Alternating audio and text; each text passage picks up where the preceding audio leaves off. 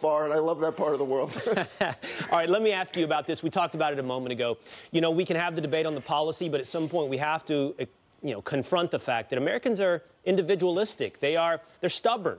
And will they follow your policies? That's a great question going forward because Dr. Fauci has said Christmas is canceled, for his family at least. He's looking forward to really great Thanksgivings and Christmas starting in 2021. Dr. Fauci, Dr. Siegel, I do not think people will follow Dr. Fauci's advice here. I don't think they're ready to let go of their Christmas. Listen, the science, like you said, has to follow exactly what it is. I mean, do we want Kendall Hinton, a wide receiver, playing football today as quarterback against the top team in the league, the Saints? It's brutal. Do we want no Christmas? Do we want no Hanukkah? We're talking about, look, we're praying for miracles right now, Will. We're praying for miracles to get us out of this COVID-19 pandemic. It's almost a biblical plague, it seems like.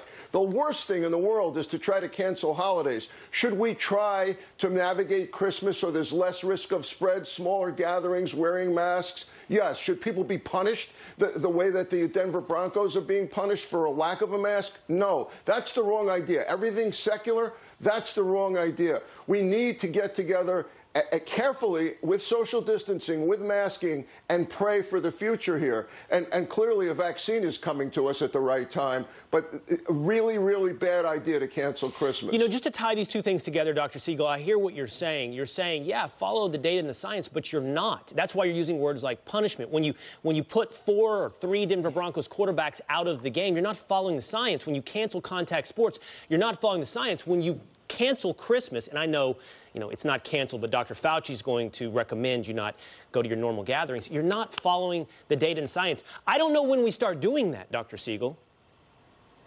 Well, we have to start doing that right now. If we're getting better and better testing. If you want to test people before they come to your gathering, fine. If you want to have social distancing, fine. New York State, we pointed out the hypocrisy this week about how come liquor stores are open, but the governor is clamping down on churches and on synagogues. That kind of hypocrisy or paradox we don't need. We need to look at each situation and say, is that a spreading event? Will, right. You just pointed out that the football games are not a spreading event. Should we be looking at the equipment going on buses? Yes. We should not be canceling things that inspire us, that bring us pleasure at a time like this if they are not spreading COVID. I know. In so many of the guidances, the mandates don't follow that. I read today that airplanes now, which originally were a warning place, are now one of the safest places to be because of the filtration systems. It keeps changing, but the mandates don't, Dr. Siegel. The mandates don't. I got to run. That's totally true about planes. Well, by the way, there's a czar in the university in UK. In UK, there's a czar that's going to be looking over travel, not canceling it for Christmas, but just monitoring it. That's what we should do. All right. I don't know if I'm ready for a czar, Dr. Siegel, but I'm ready for smarter decisions. How about that? No cancellation. Absolutely. Right. Got to run. Thanks so much. Always good to see you, Dr. Siegel. Thanks, Bill. Thanks, All right. Coming up, he served our nation with grit.